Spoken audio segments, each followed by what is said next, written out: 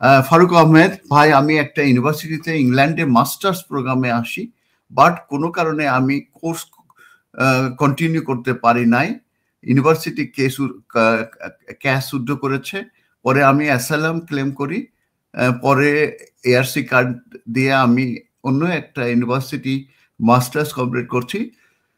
এখন চাইলে কি আবার আমি স্টুডেন্ট ভিসায় পিএইচডি করতে পারবো বা স্কিল ওয়ার্কার ভিসা সুইচ? আপনার যেহেতু 3C লিভে আছে, অ্যাসাইলাম অ্যাপ্লিকেশন পেন্ডিং থাকাকালীন সময়ে আমি আপনাকে যদি ক্যাশ দেয়া হয় পিএইচডির, তাহলে আপনি ইন কান্ট্রি থেকে আপনাকে ইন কান্ট্রি ক্যাশ যদি দেওয়া হয় তাহলে আপনি এখান থেকে সুইচ করতে পারবেন। সম্ভবত আপনাকে ইন কান্ট্রি ক্যাশ দেবে না, আউট কান্ট্রি ক্যাশ দেওয়া হবে। আপনি আউট কান্ট্রি ক্যাশ নিয়ে যেয়ে আপনি আবার দেশে ফিরে যেয়ে আবার আপনি এখানে চলে আসতে পারেন।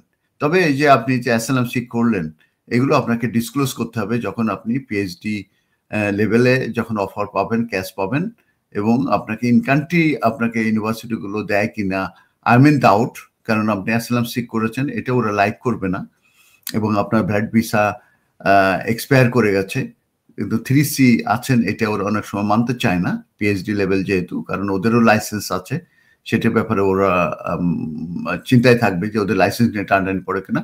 আপনাকে আউটসাইড দিলে আপনি কান্ট্রি অফ অরিজিনে যেয়ে আপনি ক্যাশ নিয়ে আবার চলে আসতে পারবেন। ধন্যবাদ আপনার টেক্সটের জন্য।